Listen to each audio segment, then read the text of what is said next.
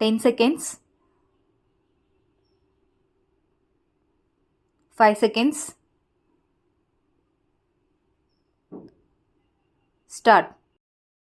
Mr. Speaker, I raise to move that the annual financial statement of the Tamil Nadu Electricity Board laid on the table of the House be taken up for consideration. As required under the Electricity Supply Act, the Tamil Nadu Electricity Board submitted these financial statements to government for approval. These statements are open to discussion in the state legislature but are not subject to vote.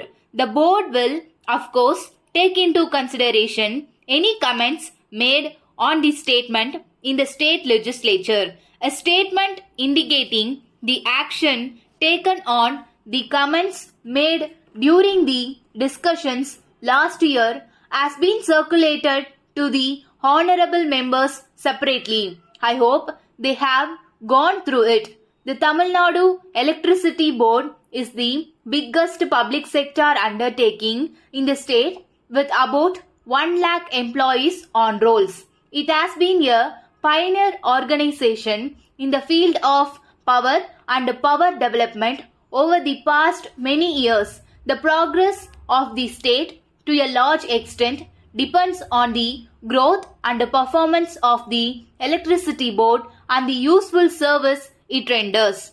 In Tamil Nadu, the demand for power has gradually been increasing and it is more than the power actually available for consumption.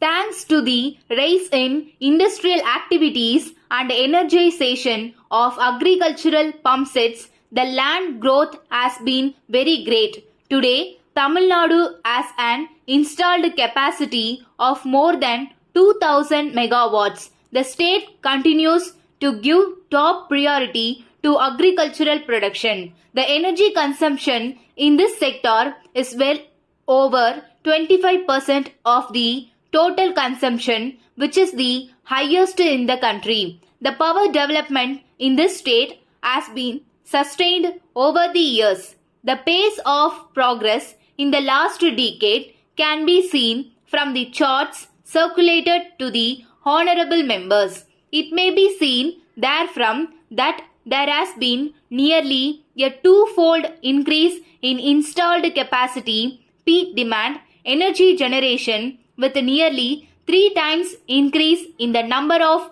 villages electrified and the pumps connected.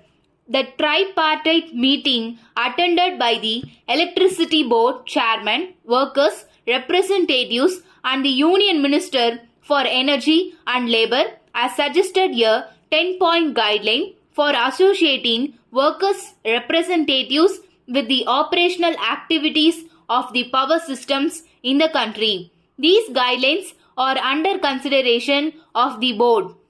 I want to remove the fear in the minds of future consumers. Frequent power shortage experienced by us is only temporary. There need not be any apprehension on the part of the enterprising industrialist to the availability of adequate power for firms and factories. The government and the board are taking all steps possible in this regard to meet the ever-increasing power demand and improve the power position. With the multivarious uses of electricity and the changes that have been taken place over the years, with the introduction of adoption of this effective tool, we have to plan a more liberal and intelligent use of energy. The time has now come to have a second look at our own attitudes and revise them wherever necessary. The concept of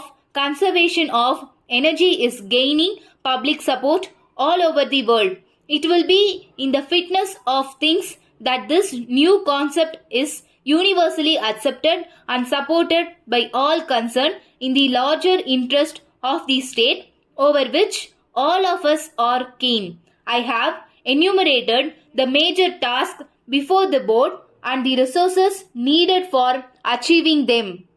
I trust that this House will offer its recommendations to help the board serve the people much better and with the motto of consumer satisfaction and contented labor.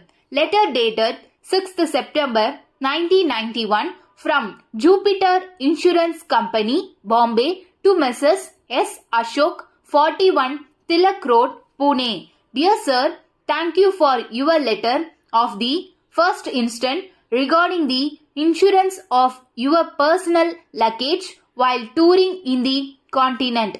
We have already sent you a proposal form which we would like you to complete and return to us duly signed with the necessary particulars asked for.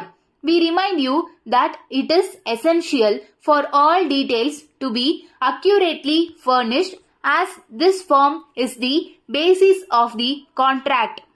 For a 2 months tour, we are willing to grant cover at the rate of 20%. It is to be understood that this rate does not include protection in certain disturbed areas. If, however, you would like to spend an appreciable time in private houses, we would be prepared to consider a partial refund of premium. We would draw your attention to the conditions given in the proposal form with regard to the coverage of electronic articles. These are not protected under these conditions and require a special policy for which we will be pleased to quote on hearing further details of your requirements in this connection. We would, however, add that clothing worn by the person is covered against all risks.